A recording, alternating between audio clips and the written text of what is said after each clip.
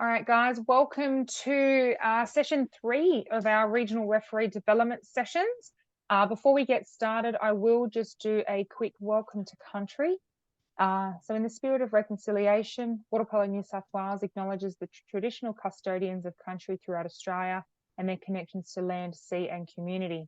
We pay our respect to their elders, past and present, and extend that respect to all Aboriginal and Torres Strait Islander peoples today. Wonderful. Well, thank you again for coming. We are at the halfway point of our sessions. The water polo nerd in me is really actually logging on Thursdays and seeing all your faces in the spirit of reffing in the sport and learning and all that kind of stuff. So I really want to thank everyone for taking their, half hour to an hour out of their Thursday evenings for the last few weeks, and for a couple more to come after this. I'm going to start sharing my screen. So session 3 for us this week is about centre forward, centre back setup, how to watch and manage this space. And also we're going to talk about the new goal area, which I'm sure most of you are aware, but maybe the nitty gritty might still be a little bit, might not be totally clear on it. And that's what we're going to go through today. So I'm going to hand over to Andrew, who will kick us off, and we'll go from there. Take the floor. Hi, everyone. Hope you had a good week. I'm sure that none of you got the chance to practice on any of this stuff yet, so Steph should have. I think she's had some games in Sydney, so she should have been practicing what we've been discussing. If she hasn't, then I'm very disappointed. And I can tell by the look on her face she hasn't been practicing. So, naughty Steph. Again, we're going to talk about centre forward, centre back setup, how to watch and manage it, and the new goal area that was brought in this year. Do I have control, Steph? Or do you have control? Would you like me to run it? I know. I've got control at the moment. Okay. It's all good. So we'll do a quick recap on last week. We talked about general play, pool setup, table officials, types of fouls, ordinary, exclusions, penalties, contra fouls, working with your colleague. Your area, discuss with your colleague ahead of the game, the 4 and 2 and the 3 and 3. I don't know if any of you have had the discussion. A few people have spoken to me about it and were wondering if I should specify what I'd prefer that all referees in New South Wales did. I personally think you need to make the centre forward, centre back as easy as possible. The 4 and 2 is probably the best way. And we'll get into that when we get to centre forward, centre back. I don't think I should be saying you must do a 4 and 2 as opposed to a 3 and 3. I think it's something that you'll learn and get used to as you go. Next, please. We spoke about contra fouls or turnover fouls, calling the first foul and not calling inconsequential fouls. So let's begin today.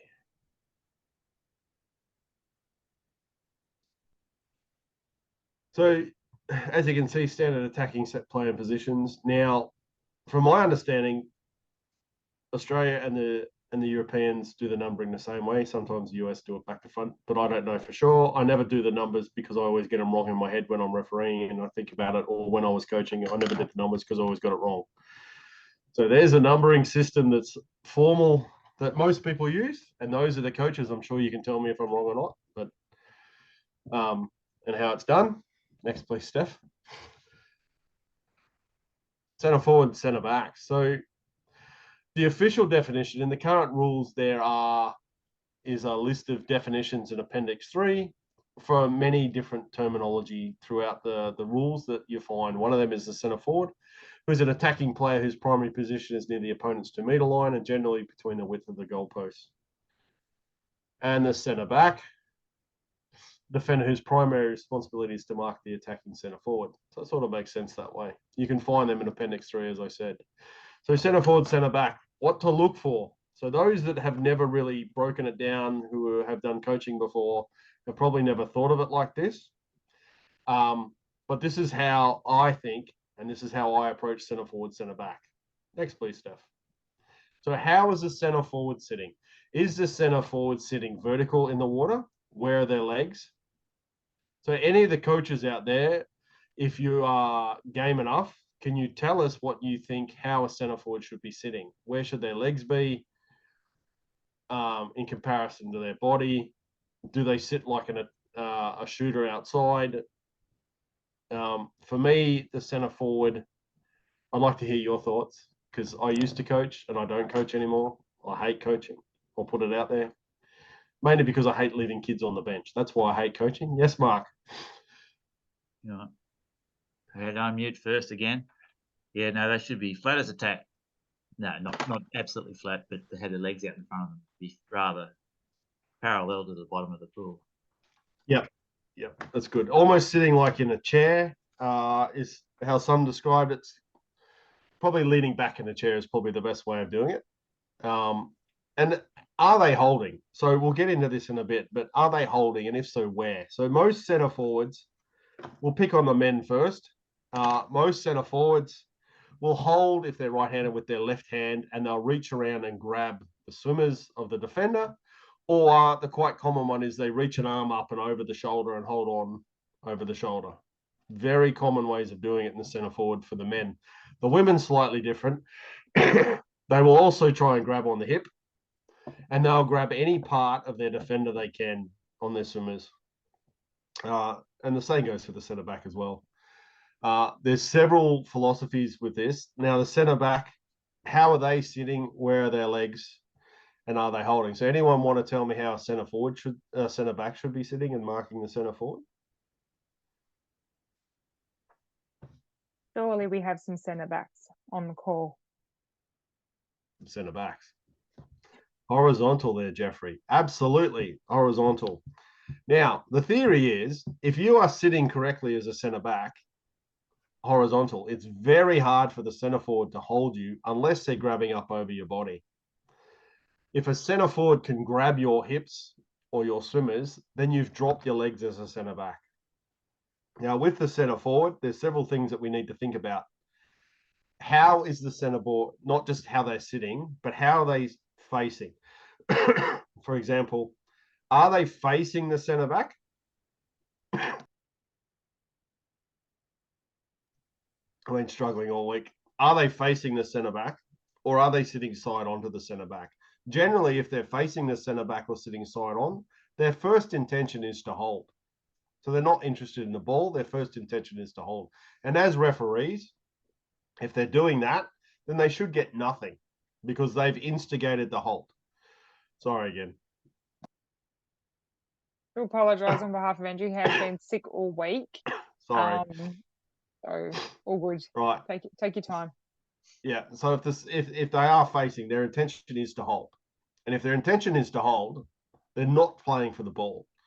So the best way, and I'm going to say this to those that coach, the best way to teach your centre forward is to go into position facing the centre back, then turn and establish position. Then the onus is on the centre back to make sure they're not being held, they're not holding, they're not sinking. Now, there's nothing in the rules. Now, I think those that may have watched the World Championships for the last 3 women's games, Amy Ridge, the Australian Stingers centre back, did not sit tight up against the centre forward. She held back a bit. And that comes down to the new rules with the penalties, and the penalties are covered next week. But she was basically putting her hands on the shoulders and sitting back half a metre, which then makes it very hard for the centre forward to hold. And if the centre forward can't hold, most centre forwards these days, if they can't hold a centre back, they can't hold position. And therefore, they're useless to the attack. So those are the coaches. You need to train your centre forwards better and teach them how to hold position in all situations. Because again, as we've covered before, our job as referees are to reward good play, regardless if that's the centre forward or the centre back. So if a centre back knows how to defend, as Amy Ridge was proving, especially in the last 3 games that she played, then she was very rarely excluded because she wasn't being held. She wasn't engaging in the wrestle. She didn't need to. She had the skills to get around. Next, please, Steph. Now, this is probably the only decent picture we could find of scouring the internet for an hour and a half of a centre forward, centre back sitting there. As you can see, the centre forward, the legs are in front and the centre back, the legs are behind her, almost kicking the goalkeeper. Decent positioning. Now, I would say that the centre forward is a right-hander, given where the centre back is. So it's a decent position. Now, I also know for this one from watching, because this is a still from a video, the centre back is actually holding under the centre forward's right arm. But they think referees, we can't see that. One thing to remember is that centre forward, centre back probably drives 90 to 95% of an attack. Okay. We are not going to get it 100% right. If you watch the World Championships, those referees, the best in the world, were not getting it 100% right. We have no chance. If they can't get it 100% right, we have no chance.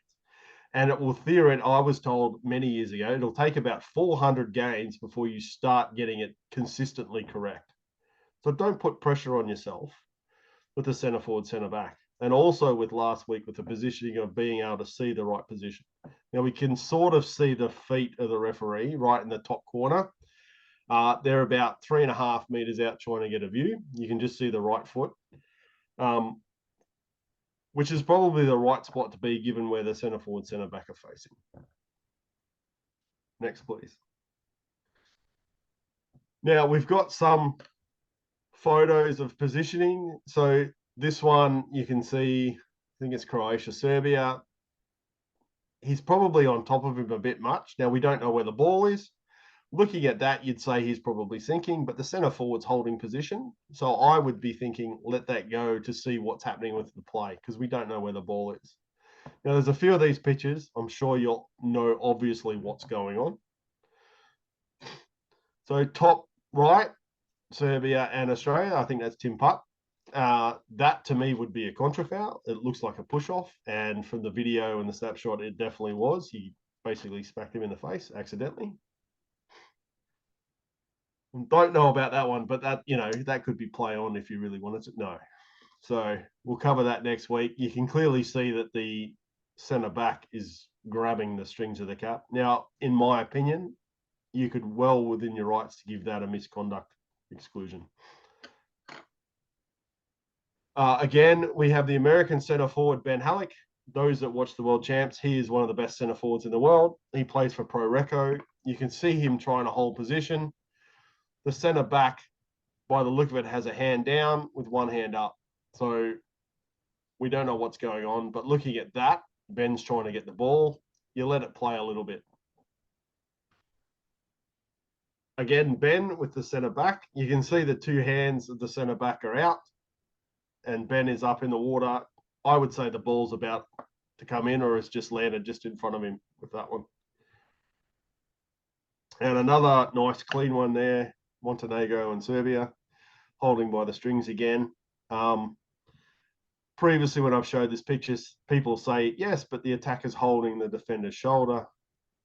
And that is true. However, grabbing by the strings is dangerous and against the spirit of the game. So another misconduct foul could be called there. Yes, Jeffrey. Just on that photo, that last photo, Andrew. Yes. Yeah, that one. You can also see the defenseman's left hand holding back underneath the water there as well. Yeah, you can. Yeah, around the chest. Yeah. Very common. Yeah. Very common. I don't know why centre forwards think we can't see that. Those that have been refereeing for a while, and as you'll find, the more you referee, the more you'll see that sort of thing. Holding up under the armpit is very common. Holding on the chest is very common. One of the ones that's always baffled me with women's water polo is they wrap their hands in the back of the catsuit and twist. Now, we've had several players in our national team previously that have broken fingers because they haven't been able to get their hand out when the player's moved, and then they break some fingers.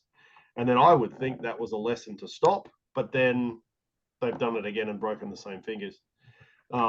During the commentary last week, Tony Azevedo from the US, a 5-time Olympian, mentioned that he used to try and teach players, particularly females, on how to sit in center, how to mark, how to move and all that. And one of the female players, Maggie Steffens, a 3-time Olympic gold medalist, No, we just grabbed them by the swimmers. So it sort of changed the way Tony's philosophy was with centre forward, centre back when teaching girls. The swimsuit is a massive component of the women's game. We'll also talk about that in exclusion fouls next week. We need to clean it up a bit, and we'll get to that as well. But especially centre forward, centre back, if you can see them holding the female swimsuit, they're clearly holding. So then it comes down to what's happening. One of the biggest exclusions that we do not call enough is a player will be holding the centre back in the women's water polo. The centre back will be sitting with their hands on their shoulders and saying, "I'm not sinking, my hands are up." But they're sitting on top of the player. So therefore it's an exclusion foul. The other one that is interesting is the centre forward will grab low. The centre back will push down on the shoulder and jump out to show you they're holding. But in the act of doing that, they're actually sinking the centre forward. And it's one of those 50-50 situations where you see the sink before you see the hold. And then you've got to make your mind up. Do you call the exclusion or the turnover, or do you let it go? I can't give you the right answer. It's situational dependent. But they seem to forget that they're sinking someone to show us they're being held. Yes, Mark. If the centre back and the centre forward are having a grapple, but the ball's not going in, and it's just possibly the centre forward trying to get the centre back excluded, do you let it play until the ball comes in? So my advice is,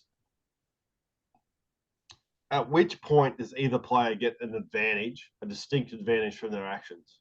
If it's the centre forward from holding, so they've wrapped that arm around the shoulder, the centre back's trying to move around and they can't, then that's where the advantage has happened. Turn it over. If the centre back has grabbed and pulled to get around, then that's where the advantage is. Exclude the centre back. And this goes back to getting the first foul, because quite often what will happen is you end up getting the fourth or fifth or sixth foul because you stand there and think about it. Oh, I think that's an exclusion. Oh, maybe it's a turnover. And by the time you make a decision, it's very physical. And you've probably made the decision on the fifth or sixth call that you've seen. Is that only if the ball comes in, or you just looking for even when the ball's not there. So if the ball's not there, it's the same thing. But you've got to. I would prefer that if the ball's not there and it's getting physical, that you make a decision. You've got to make a decision. You don't want to lose. You can quite easily lose control in centre forward, centre back. You don't want it to escalate. Yeah. And as I said to Steph earlier today, if there's legs in the air, someone's got to go. Now, when I referee, and I probably shouldn't admit this, sometimes there's an ugly foul. It just looks ugly. Someone's got to go. Whether you turn it over or you kick him out. It looks really ugly in the centre. And I've had this before in evaluations with National League and internationally, and they say, I said, I don't know, it just looked ugly. And they went, okay. Because just make a decision. You don't want to get to that point where you're about to lose control of that situation, have a violent action or a misconduct situation. And sometimes erring on the side of caution. I mean, when I first started refereeing 30 years ago, the theory was, if in doubt, kick him out. Very simple philosophy. If in doubt, kick him out. It's 20 seconds, get him out, let him calm down, get him back in. And you can get some control back. Because we never want to lose control. And it's very easy to lose control, even with kids, especially with seniors, especially when you're with seniors in regional areas who think they know the rules, but haven't actually read a rule book probably in their entire career, and really don't like referees at the best of times. Jeffrey, you have your hand up? Oh yeah, it was in regards to that scenario that Andrew stated about that the centre forward has actually got their hand down holding something, and then as the centre back has come up to try to get their attention, that they've it looks like they've sunk on centre forward. for myself, would it be best to have the assumption that if you can't see both hands, that is probably like if you can see one hand of the centre forward underwater, one above in that scenario, could you have the assumption that always that it's going to be against the centre forward in that scenario? Like take that aspect, or would you just depend on the time? In simplistic answer is yes, you can make that assumption. However, what I generally, if a coach is saying they're holding, they're clearly holding. If I can't see them physically holding, I'm not going to call them holding. Yep. Okay, so if I can physically see through the water or their positioning that hand grabbing onto them, I will call it. Okay, I'm not going to guess. You can make a presumption if you want. You know, it's generally we say on a drive, and we get this with exclusions next week, but if there's a drive and two hands are down, the assumption is they're holding. There's two hands down, they're holding. Very easy to do with a defender and their positioning, which we'll also get to next week. In attack, it's a bit hard because when you think about it, you're going to turn possession over on the attack. So if you're guessing and you're making that guess, is that a harsh assumption to be making? Where you can make it, let it go a split second, and actually they might get into a better position where you can clearly see the hold or not. And generally you'll know if the centre forward's holding because the centre back is trying to do something. And if they can't do something, then it's a better sign and a better way to make that assumption. Basically, the evidence in front of you is they can't do anything. It's very rare that a centre back will thrash around if they're not being held. Some will, some won't. Everyone takes that. Go ahead, Libby. Andrew, thanks. Andrew, I've got a question for you. Looking at the middle top image of the centre back pulling the cat, and knowing when you said it was a misconduct, so it's going to be an ejection rolled with a red card. Yes. How do you do that? I'm just thinking like in terms of timing, because the centre forward's in a pretty good position. Once they're kicked out, they'll want the ball quick and it'll be a quick play on for a goal. But you need to make it clear that you need to time to get your cards out. How do you process that, and how do you do that logically to not disadvantage the attacking team but still make it known that you are getting your cards out for that player? So World Aquatics, yeah, absolutely. And it's a good question. And we probably should have showed this one next week, but that's okay. We can cover it this week and then someone can be picked on next week to give us a refresher. World Aquatics last year made it very clear that the days of if the ball's out the perimeter, for example, and we exclude number 10 for Hungary straight away, they get the ball quickly in the center and they score. And everyone would go, well, everyone knew where it was, let the goal count. World Aquatics said, sometimes that's clear and that's fair enough. But to be consistent, what they now want is they want it so that you've excluded number 10 and shown the number and then signaled to play the ball. So to try and do that as fast as possible. So you can exclude 10, show the number, play the ball, show the card. Or in this case, they can't play if they don't have the ball. So get the ball out and then exclude the player. Make it very clear that number 10's out. Show the card so it's very clear. Do the actions. And then you can put the ball into the center so everyone knows exactly what's happened. And the best case for me is to take that ball out in that situation. Everything stops and everyone knows exactly what you're doing. Everyone can understand what you're doing. And then there's no doubt that 10 is out for the game. So if you did exclusion on 10 and then played, they might miss the red card or you might forget the red card. And then the coaches won't see it. They'll bring 10 back in. And then you've got the problem where an illegal player is participating. So get the ball out. Everyone can focus on Libby as the star of the show. Exclude 10, show the card, do the signaling, and then it's clear as day. Then the ball goes in when you're ready. And you don't. Perfect. Yep. Thank you. That's okay. And you don't have to rush through it. Take your time, take a deep breath. Yes, Mark. I think getting the ball out's the best thing straight away, making it clear, stopping it like you said, and then putting it back in.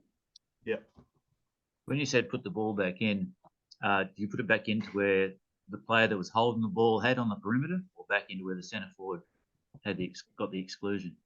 You can do, but something to remember: if the ball was outside the 6 and you have the ball and you throw it to the player outside the 6, as long as they play the ball, they can then shoot. Exactly. Yeah. Okay. So you can throw it there. Some referees would throw it to the centre so everyone knows where it's being played from. But then it takes the advantage away from a possible shot, I suppose. It does in some ways, but then the other team's just lost the player for the game with misconduct. So you're just setting the tone, you're setting the standard, and you're basically saying, here's a line in the sand, play it from there, stop all the rubbish, is ideally what you're trying to do. Yeah. I've just had a quick question here from Fiona. Is there a training program for how to play these positions without doing all of these things wrong, or how to coach players on how to resist the urge to pull, yank, and grab? Let me come back to you, Fiona. I'm sure that there is. I just need to find them. There is a ton of resources on the website. I don't want to go away from New South Wales Water Polo and Water Polo Australia, but USA Water Polo has a lot of resources on their website around this stuff. So leave that one with me, Fiona. What I'll do is I'll collate all these queries at the end of our sessions, and I'll send everyone a bit of a here's everything everyone asked about. Give me a bit of time to research and find them all, and then we can send them all out to everybody. And I will say, even if there is literature out there, most teams don't follow it. Most players don't follow it. You know, there was games in the World Champs where there was 30 exclusions a game. Yeah. So they may have been taught what to do, but they certainly know how to break the rules very quickly. And this is one of the few sports where the instant thing is to foul someone, which is breaking the rules from the start. Yeah. Does Libby have another question? No? Okay. Nope, sorry, I'll get rid of that. That's okay. All good. All right. We're Next, please, Steph. So we've got this new thing called the goal area. I don't know how many of you are familiar with it. It was brought in this year. As at 1 January, it became official. It was trialled for a few months last year. The goal area is a space that is 2 meters wide of each side of the goal post out to the 2 meter line. The introduction of the goal area now allows players to be inside the 2 meter line, but outside the red 2 meter wide of each side without the ball at any time of attack. So what they've done is, I think we got a picture on the next one, do we? No. Okay, it is a contra foul, turnover foul to the attacking players inside the goal area in front of the ball at any time. There's no passive inside the 2 meter area. If a player is inside without the ball, then they call a contra foul straight away, unless the player has just passed the ball and is moving towards the 2 meter line. All right, so there's a couple of things here. As you can see, the goal area is that area. In simplistic terms, they've taken the old 2 meter rule where you couldn't be inside the 2 meters at any point and put it in this goal area. So 2 meters wide of the goal's 3 meters wide, it's 7 meters by 2 meters. You can't be in that area without the ball. Now, you can go down on the wing on each side, outside that area, all the way down near the goal line, without the ball, without punishment. So as we're trying to show in the picture, so the shaded area is the goal area. As you can see there, there's a player on the wing. Steph's going to point at him. They're allowed to be there. Now, your first few games, you will probably forget, and you will call them inside the 2, and that's perfectly understandable. It's happened many times during the European summer this year, where people have just forgotten that was the new rule, and they've called it, and the players have generally forgotten as well and never questioned it. So these are both legitimate. In the second picture in that onside, you can see the line across the goal, and you can see the player with the ball on the wing, and you can see the attacking player is inside the goal area, but behind the line of the ball. Now, the determining factor is the position of the head. The head of the attacking player is the key in this situation, not the arms, not the body, it's the head. And the reason it's the head is because it's above the water 99 point something % of the time, and it is visible. So that is a determining factor. In the right-hand side picture, you can see some offside situations. You can see the white player is inside the goal area while the ball is outside. That is a contra foul or turnover foul straight away. No passive. The passive 2 meter hasn't existed for about 5 or 6 years. So turn it over straight away. Signal inside the 2, play on. On the right-hand picture there, you can again see the ball is inside the 2 meter line, but the attacking player is in front of the ball. So therefore, there, contra foul, turn it over. We have a few more pictures that we've tried to do. We have a hand up for Patrick. Patrick, hello, Patrick. Hi, Andrew.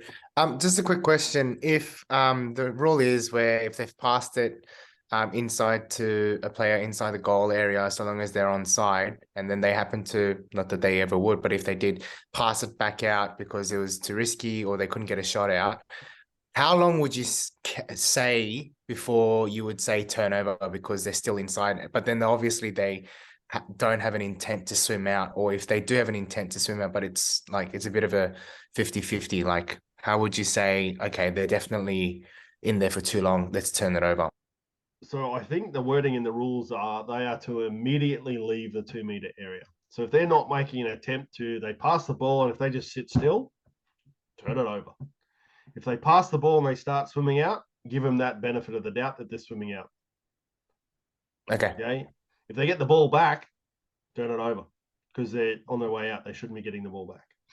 Okay. But if they just sit still and don't make an attempt, turn it over. Alrighty. So we've done some more sketches. We've tried to anyway. Did this one work? Yeah. So what we're trying to show with this one, is the line there? Yeah. Is that as long as the head of the attacking player is behind the line of the ball the entire time. So what we're trying to show is the player on the wing passes the ball across the goal diagonally. As long as the attacking player's head is behind the line of the ball, then that's fine. And what we're trying to say there is the pass comes through and they're meeting the ball coming forward. They're not meeting the ball side on with their head in front and they're catching the ball. That's inside the 2, turn it over. But if they're pushing the ball in front of them, then that's okay. It's very hard to show in a picture. But the head is the key. As long as that head is behind the ball, and that's all you need to remember when you're standing there refereeing it, the head is behind the ball, play on. The head is in front of the ball, turn it over. And there was many goals where players thought they'd got goals at the World Champs where it was turned over because their head was in front.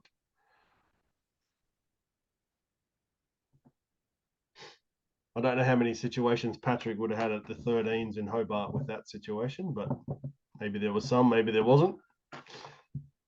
Okay, as you can see with this one, they're in front of the ball trying to catch the ball.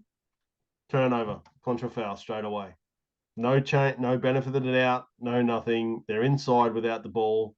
Turn it over and just signal inside the 2. And the best one with that is sometimes coaches will want to know which number.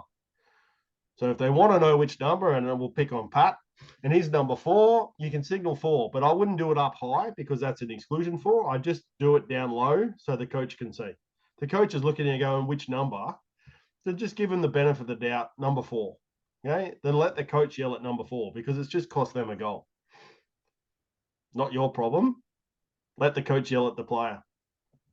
So it's something we try and do in National League. I don't know if Libby was told that when she first started or not. Just give her that coach a little bit of a helping hand. Number 4, go and yell at them. Their problem. Next, please, Steph. Again, we got the line with the ball, so we tried to draw that as accurate as possible. 2 players are inside. Now, technically, the head of the player is inside the 2. With 2 of them, behind the line of the ball is okay. In front of the line, not okay. Clear as day. And you may, as a referee, have to move inside that 2 to be in line with that ball. And I highly recommend that you move inside when that happens. just so you can get the best angle. Because if you're standing at 5 meters and you're making that decision, coaches are not going to like it at the other end. Even though they're 25, 30 meters away, they're still going to think you're wrong and they know better. So if you make the attempt to get down to the 2, slightly inside the 2, and you call that foul, the coach is going to be less likely to argue with you and tell you don't know what you're doing. Yes, Jeffrey. So in that example, it's only the one player that's technically offside. Is that correct? So in this one here, there's 2. Well, yes, there's one. One in because the the other dark blue one's area. outside the 2 meter. That's Yep, correct. absolutely. They can be there all they want. Now, something we haven't covered yet is the referees and watching, because you're guessing.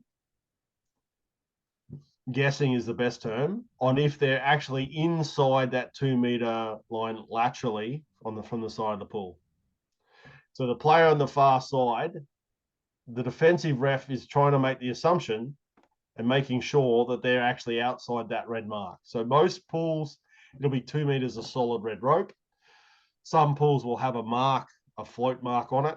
Some will just have a red marker. Some will have some red tape around it. So you're doing your best to make sure. We were told in Romania at Junior Worlds, and I believe they were told at Senior Worlds, if you have any doubt in your mind if that player's inside or not, turn it over. Because if there's any doubt, just back yourself and turn it over. The player needs to make it sure that they're not inside. So if you're not sure, turn it over. Okay, and you can signal it because it's happened quite a few times. There was a couple in some games where they were, and again, it helps when they have the headsets because they'd be talking to each other and they'd say, inside, your decision. So then if the referee thinks they're in front of the ball, then they'll turn it over. Okay, but then they'll say inside that goal area or not. The headset's amazing sometimes. So you need to think about that as well. And the same in the attacking side. It can happen there where the wing gets really close. 2 meters from the goal's not very far anymore. So you can make the same thing. So if you're not sure, turn it over.